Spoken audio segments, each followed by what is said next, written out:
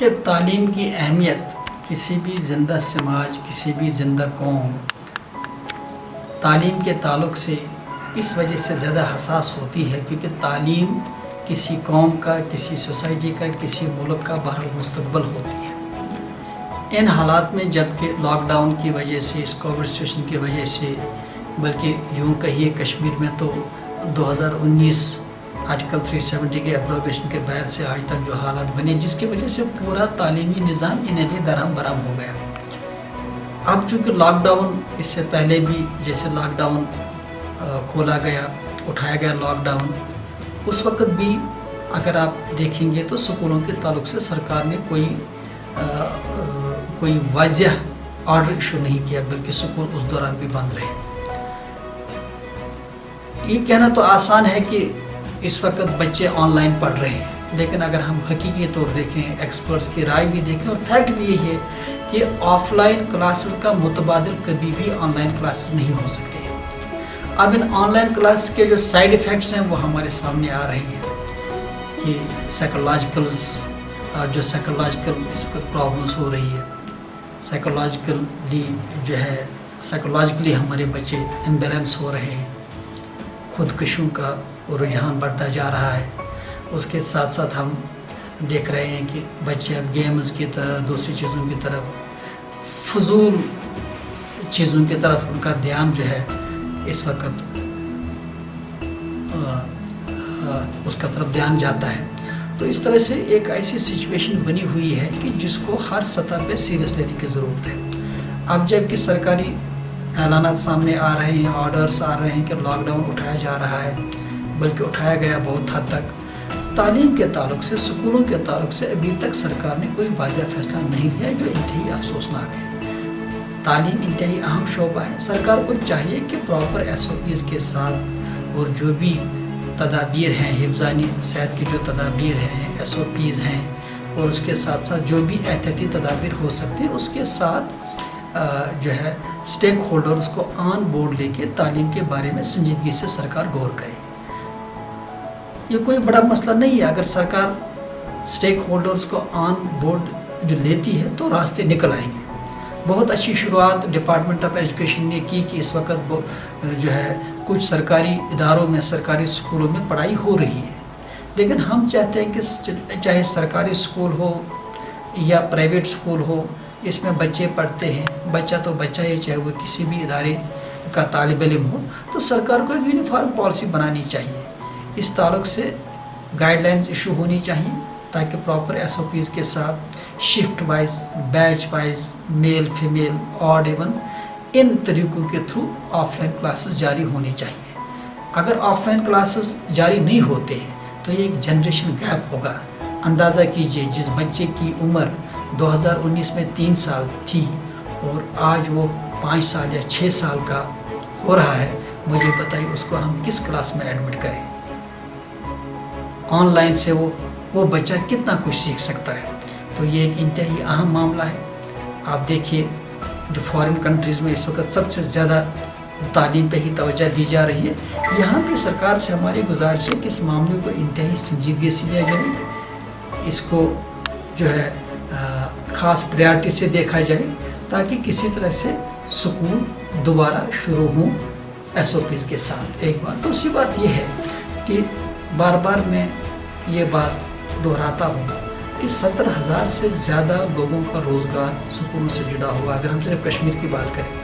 جموں کشمیر کی بات کریں تو 1.5 لاکھ سے زیادہ لوگوں کا روزگار سکولوں سے جڑا ہوا ہے، چاہے وہ ٹیچرز ہوں، چاہے وہ ڈرائیورز ہوں، چاہے وہ میڈس وغیرہ ہوں۔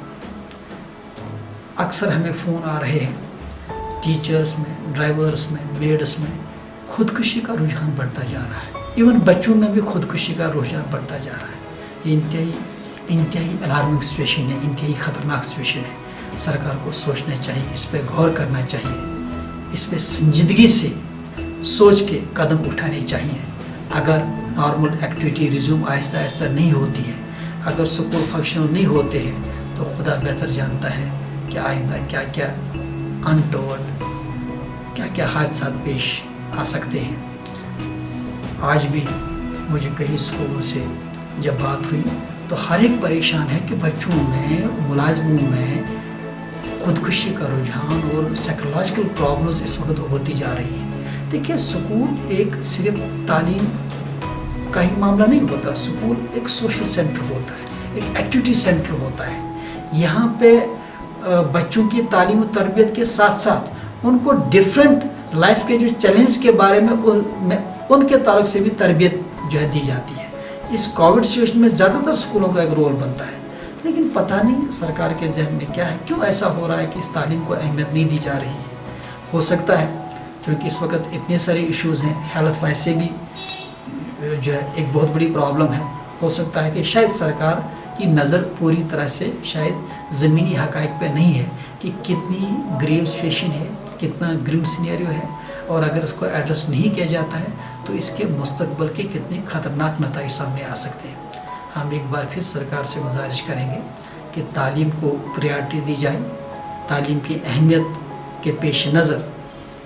SOPs کے ساتھ اسکولوں کے کھولنے کے اقدام کیے جائیں۔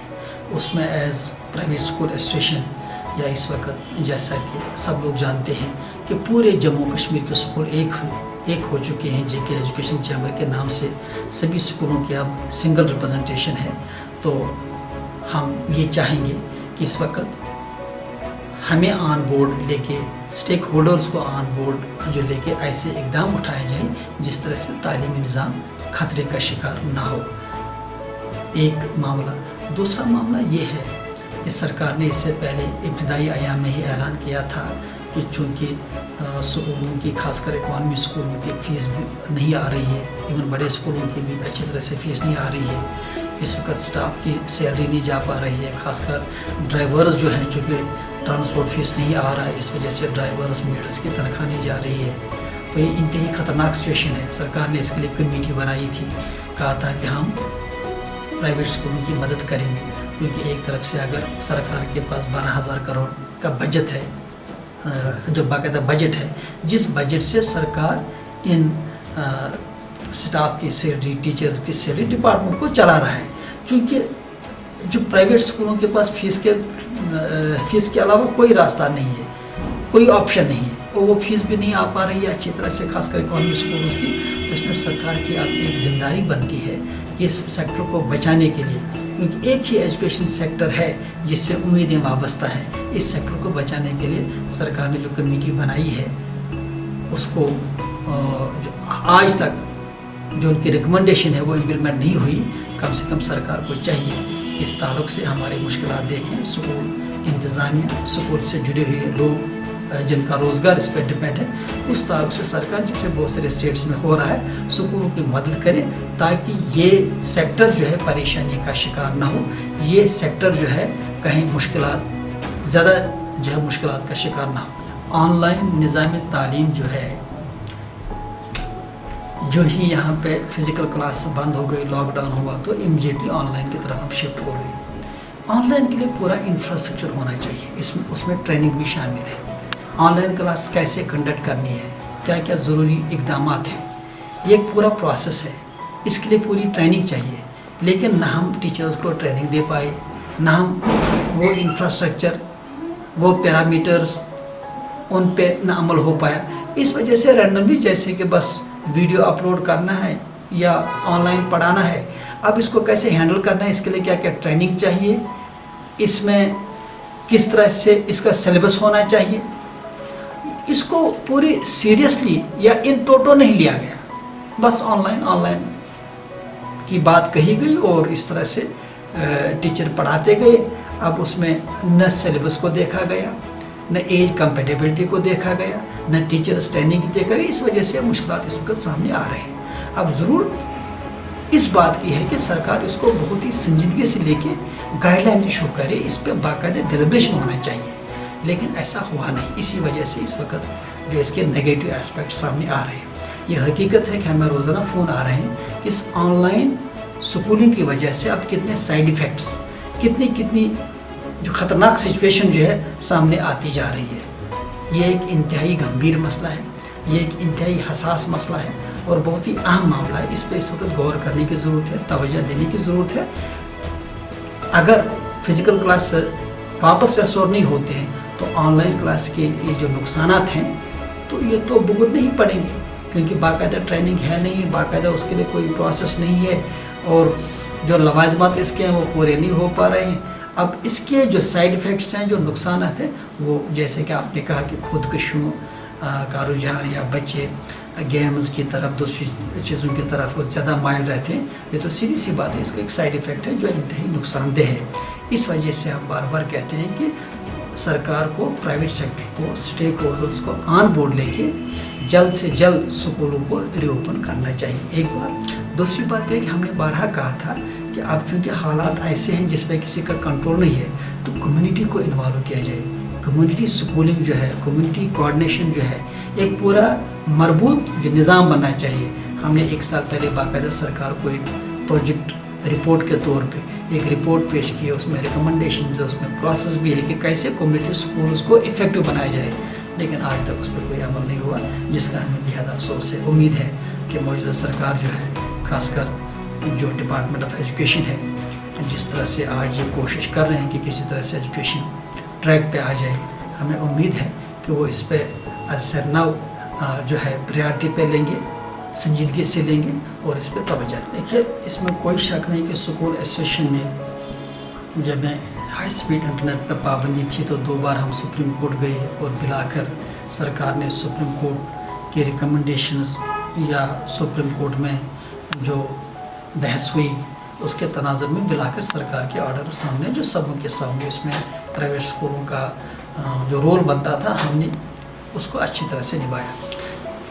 इस वक्त स्कूल एसोसिएशन बहुत सारे चैलेंजों का शिकार है। पहली बात यह कि हमारे साथ जो स्कूल जुड़े हुए हैं उनकी इकॉनमी का मसला है, स्टाफ की सैलरी का मसला है,